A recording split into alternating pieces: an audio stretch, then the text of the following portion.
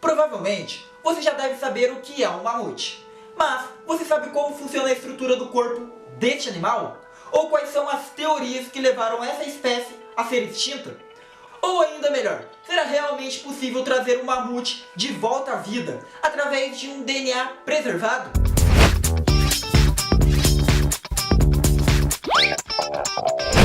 Fala, matos da internet! Antes de mais nada, já se inscreva no canal, deixe seu like e, claro, me siga nas redes sociais, porque isso não custa nada e é totalmente de graça. Os mamutes são espécies de mamíferos encontrados dentro do gênero Mamutus, todos extintos atualmente.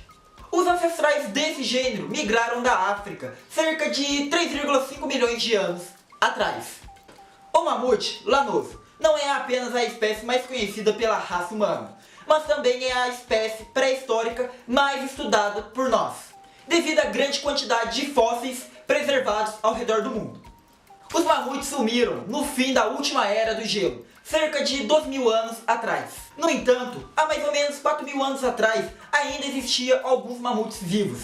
Vale esclarecer que os elefantes de hoje, tanto os asiáticos quanto os africanos, não descendem do mamute, e sim remontam ancestrais comuns.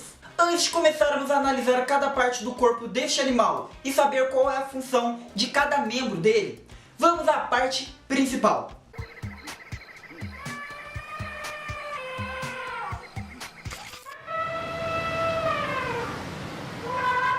Agora que estamos ao lado de uma espécime pré-histórica, vamos analisar a altura, peso e, claro, a sua expectativa de vida. A altura de um mamute tinha uma média de 2,75 metros e poderiam chegar até mesmo 3,4 metros. Em relação ao seu peso, cada mamute adulto poderia ter em torno de 5 a 6 toneladas e sua expectativa de vida tinha em torno de 60 até mesmo 80 anos. Já que acabamos de analisar a estrutura geral deste animal, checando a sua altura, o seu peso e a sua expectativa de vida, vamos analisar agora a funcionalidade de cada parte de seu corpo, começando por suas presas.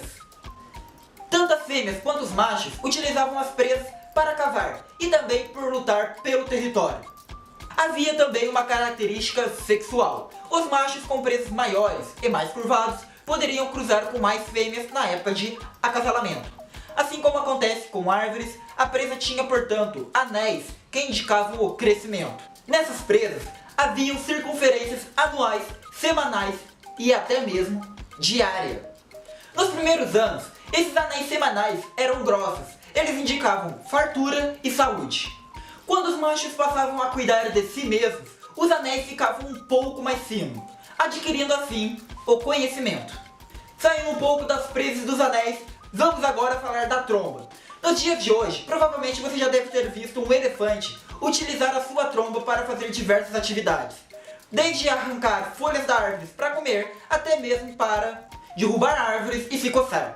Os mamutes não eram muito diferentes, até porque eles utilizavam a tromba para fazer as mesmas coisas e ainda mais, como por exemplo, quebrar o gelo e retirar a neve do seu caminho. Diferente da tromba do elefante, a tromba do mamute tinha cerca de 2 pontas, uma adaptação evolutiva para colher a vegetação rasteira da Era do Gelo.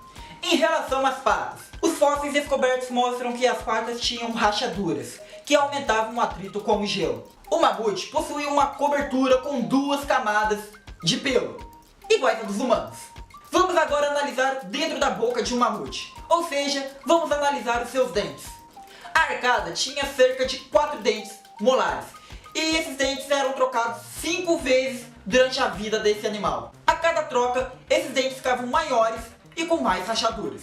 A partir de diversas pesquisas, os cientistas dos dias de hoje acreditam que, assim como os elefantes, os mamutes periodicamente produziam testosterona extra, o que levava cada macho a lutar por fêmeas. Com sorte, às vezes o macho poderia ter a preferência da fêmea, ou seja, ela escolhia o macho através das presas. Quanto maior, melhor. Se é que me entende. E no fim de tudo, não teria sangue e nem morte. Seria totalmente na paz. Para exibir a sua força, os machos rivais davam cabeçadas um no outro. Eles também enganchavam as presas, num jogo de puxar e torcer. Especula-se que também que eles pudessem levantar as presas para golpeá-las com a parte de baixo. O conflito podia acabar com uma de suas presas quebradas, ou até mesmo com um rival morto. Vamos falar do curto período de tempo que os mamutes e o ser humano tiveram um contato. Os humanos daquela época eram homo sapiens como nós, embora os neandertais ainda existissem. Eles já eram capazes de criar fogo e ferramentas. Eles conviveram com os mamutes e os caçavam para usar a pele, a carne e até mesmo os ossos, para montar cabanas. Cerca de 70 dessas construções foram encontradas na Rússia.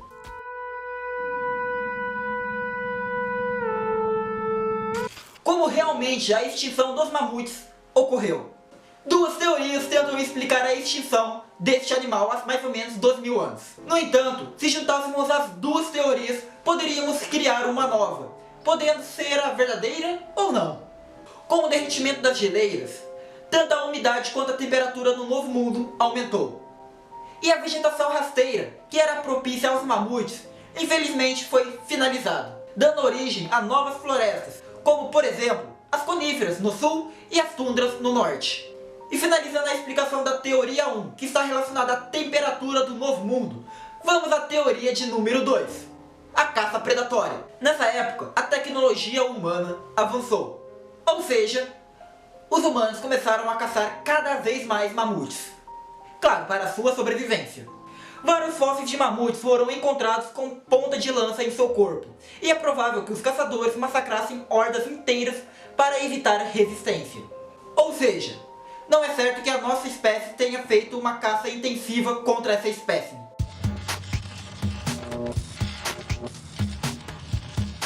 A engenharia genética pode utilizar o DNA de um elefante para criar um novo DNA vivo, que simule o DNA de um mamute. Dessa forma, um animal poderia ser clonado. Reviver, vamos assim dizer. Cromossomos produzidos em laboratório com o DNA de mamute são inseridos em uma membrana nuclear artificial, removendo o núcleo do óvulo de um elefante e no lugar colocando-se o núcleo com o DNA de um mamute feito em laboratório. A célula então é estimulada quimicamente ou eletricamente a se dividir, iniciando o processo natural de crescimento. O óvulo é colocado no útero de um elefante e, se der certo, a gravidez ocorrerá e o filhote do mamute irá nascer. Ou seja, poderíamos ter uma espécime pré-histórica viva nos dias de hoje.